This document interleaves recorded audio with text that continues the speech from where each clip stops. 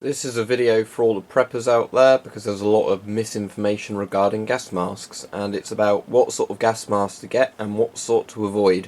So we'll start off with the ones to avoid, and these are cheek filter masks. Now the problem with a cheek filter mask is that it's sort of an outdated design, so nowhere makes new filters for them as far as I'm aware, and you can't change the filters easily. So you'd have to take the mask off to do it, breaking the seal, which could be dangerous. And like I said, you can't get new good filters for it. So there's a Russian PBF on the left and a Czech M10m on the right, which is sort of a clone, different version of a US M17. Basically most of the masks will look similar to that because that's what the US M17 looked like and a lot of these masks were cloned from. The idea is that you have two filters that sit in each cheek. The idea being with two filters you can breathe more easily and they're more compact than the canister filter. The problem is you can't change the filter easily. You have to take the mask off to change the filter, which obviously isn't good news if you're in sort of a gas sort of scenario. And because these masks are sort of a discontinued design, it means that you can't get new filters for them, so you can't get, anything that would actually protect you or has a good chance of protecting you. The next type of masks to avoid, although there are some exceptions, are 60mm masks. We have on the left a Canadian C3, on the right the Finnish M61, which is a clone of the American M9 mask. Now, 60mm filters look like this. They've got big wide filter ports. There's a filter on the right that's sealed. You can still buy lots of these very cheaply sealed. As you can see on that one, this was £1.50 to buy from an army surplus for a sealed filter. Dated in the 80s, not too bad. However, that probably, from its age, won't protect you against anything more than tear gas. Lots of these masks are still functional, still make airtight seals and everything, but the issue is that the 60mm filters nobody actually makes anymore as far as I'm aware. So once you go beyond a certain date, probably about 1990, you can't get the filters that fit these masks. So you're basically limited to old filter stock. So what you can do, there's two things you can do. You can either obviously not use one of these masks, or what you can get is a 60 to 40mm converter, which is a bit of plastic or metal that screws in there. One end being 60mm, the other end being a narrower 40mm port, and that will let you put modern filters on it. So what mask should you get then? Well, this type. So the type of mask I'd recommend are 40mm masks. That's the modern standard type. On the left we have a Russian mask, on the right we have a NATO mask. Now there's a slight difference. They use a slightly different 40mm filter port, but you should be able to get both types of filters to fit on both masks with a bit of effort. The Russian ones are known as GOST filters, or GOST. The NATO type is known as STANAG, I believe. But basically it's just the filter screws are slightly different, but you should be able to get both filters into both masks. That being said, that's a NATO filter I've got fitted to the GP5.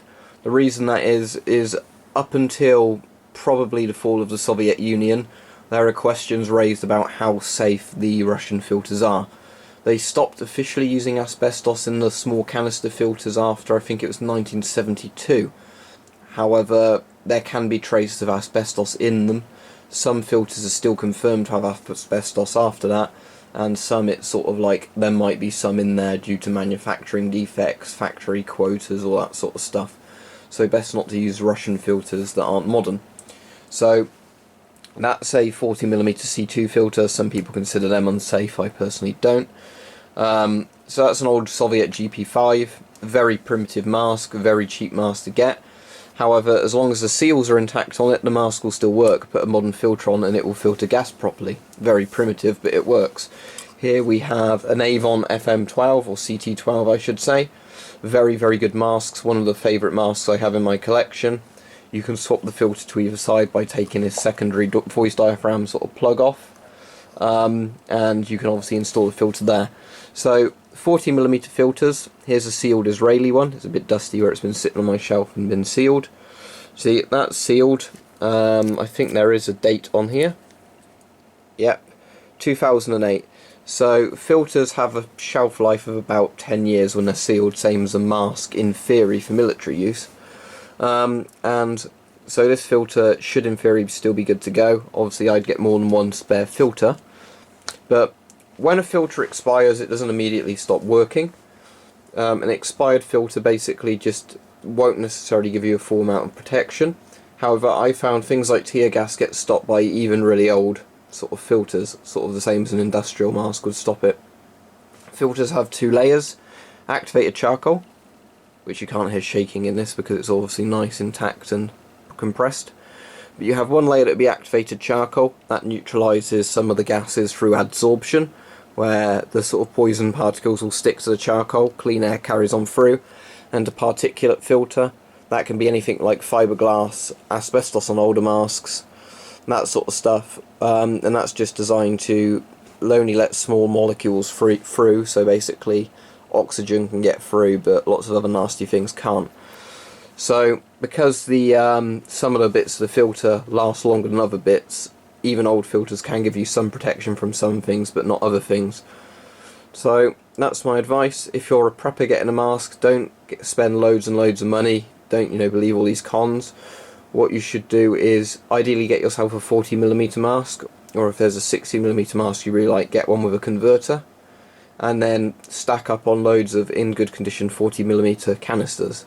Get some filters to open and try out using the masks with, check all the seals are all working, and then use some, obviously keep some filters sealed so that you've got ones in case of anything bad happening.